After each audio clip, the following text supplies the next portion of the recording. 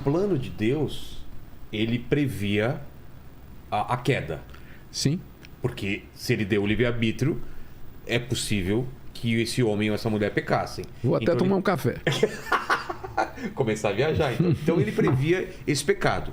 E ao mesmo tempo, ele tinha um plano que no final tudo se resolveria e a gente voltaria a esse novo Éden ou a essa ligação total. Isso. Então, seria heresia da minha parte dizer que Deus imaginou que tudo isso ia acontecer e isso faz parte da vontade dele? Sim.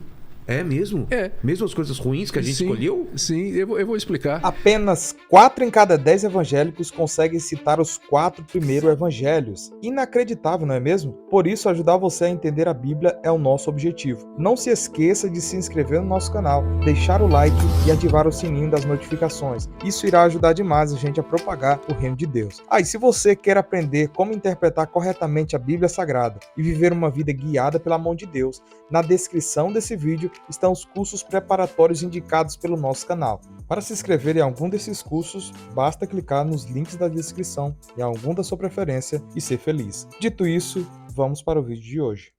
O plano de Deus, ele previa a queda. Sim. Porque se ele deu o livre-arbítrio, é possível que esse homem ou essa mulher pecassem. Vou até Então, tomar um café. começar a viajar. Então ele previa esse pecado.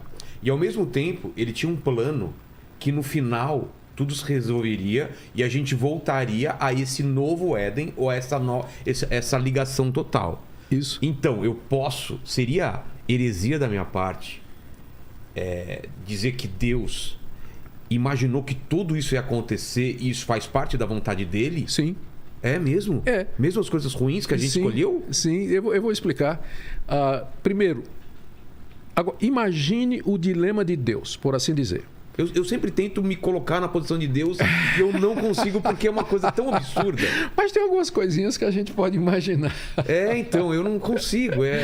Como que você pode saber de tudo e ao mesmo tempo se surpreender quando um filho teu volta e você se agraciar e você ficar feliz, mas você sabe que aquilo aconteceu? Eu não consigo entender isso. Sim. Não sei se eu também vou conseguir tirar essa dúvida, não, mas eu vou dizer o que eu penso. Então, veja só, imagina o dilema de Deus. Ter com ele, para ele, por toda a eternidade, uma raça de seres à imagem e semelhança dele, que voluntariamente quisessem ficar com ele, sem possibilidade de outra decisão. De outra decisão. Eu coloco isso com meu filho. Eu não queria isso pro meu filho. Bom, agora imagina. Que ele fosse obrigado a me amar. Ele não teria outra opção. Que vantagem tem? Pois é, então, Deus poderia ter feito pessoas assim, obrigado essas pessoas a amá-lo. Um robô. Ou então, Deus poderia criar a história da redenção, uma história onde as criaturas, onde de uma maneira que nós não sabemos, Deus, é uma das coisas que eu não sei, de uma maneira porque a Bíblia não explica também, Deus conduziria todo o processo de forma que o final fosse esse, mas através das decisões, e aqui vem, livres, espontâneas, voluntárias de suas criaturas morais, que são os anjos e os homens. Através das decisões livres dos anjos, dos homens, Deus constrói a sua história de forma que o final dela vai ser esse aí. Aí vem a grande questão. Como é que Deus pode ser soberano e nós podemos ser livres? E essa é a resposta para a qual essa é uma pergunta para a qual os teólogos não têm uma resposta, porque as respostas que são tentadas ou que foram dadas, elas acabam ou anulando a soberania de Deus, como por exemplo a teologia relacional, que há pouco tempo foi defendida por pastores aqui, inclusive famosos de São Paulo, dizendo que... lembra daquele tsunami que teve na costa da Ásia? Claro. Aí o pessoal veio em cima de... Por que Deus... permitiu? Deus não sabia que aquilo ia acontecer? Por que ele permitiu aquilo ali? Resposta desses pastores: Deus não sabia. Deus não conhece o futuro. Deus não é onisciente. Então, essa solução do dilema torna Deus menos daquilo que ele é. A outra é você enfatizar a soberania de Deus de tal forma que você torna o homem um autômato, sem decisões falsas, não são verdadeiras. E aí que tal? Você tem que manter as duas coisas juntas. Deus é absolutamente soberano e o homem é responsável. Como é que a Bíblia lida com isso? Ela apresenta as duas verdades como dois trilhos. Imagina, você está no trilho do trem, você está ali. Você olha lá no final. No horizonte. No horizonte. As linhas se encontram.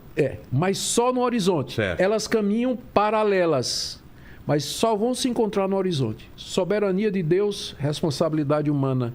Lado a lado. Não, você não sabe. Onde uma termina, outra você não consegue fazer isso. Mas lá no fim da história, eu vou entender isso aí. Então, vou te dar um exemplo. A morte de Cristo. Então, exato. Morte de Cristo. Ele poderia, a qualquer momento, evitar a morte. Podia, né? Podia? Pois é. Quando Pedro, no famoso sermão de Pentecostes, lá no livro de Atos, capítulo 2, ele prega lá para os líderes que tinham condenado Jesus 50 dias antes, ele disse assim: esse Jesus foi entregue pelo determinado desígnio de Deus e vocês o mataram. E ele colocou a culpa nos judeus. Primeiro ele disse, olha, ele morreu segundo o plano de Deus. Segundo a vontade de Deus. E vocês o mataram.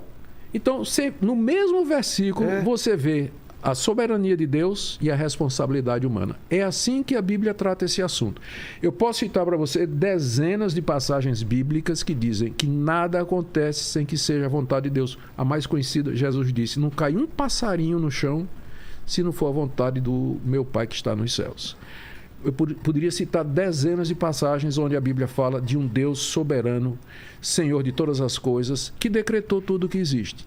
E, ao mesmo tempo, eu te dou uma dezena de passagens onde fala assim: arrependa-se, mude de vida, escolha, coloque, por exemplo, a palavra de Josué ao povo de Israel, antes de entrar na Terra Prometida: coloco diante de vocês a vida e a morte, escolha entre servir a Deus outros deuses, eu e minha casa serviremos ao Senhor. Jesus mesmo disse para as multidões: vinde a mim todos vós que estáis cansados e oprimidos, eu vos aliviarei. No final do Evangelho de Marcos está escrito assim: pregai o Evangelho a toda criatura, quem crer e for batizado será salvo, quem não crer será condenado.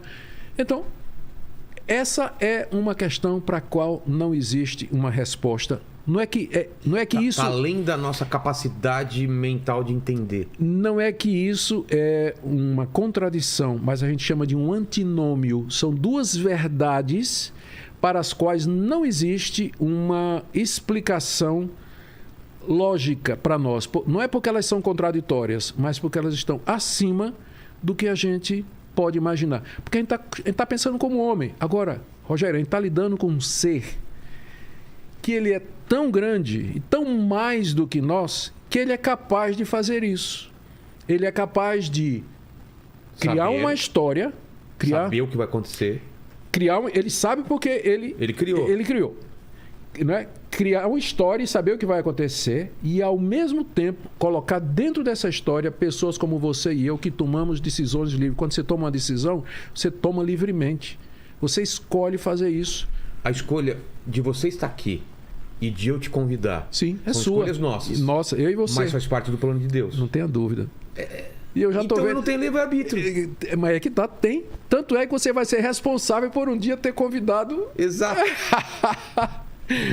Ao mesmo tempo, eu tomei essa decisão de livre e espontânea vontade e, ao mesmo tempo... ela, de uma forma que a gente não sabe, ela se encaixa dentro dos propósitos misteriosos de Deus. Entendi.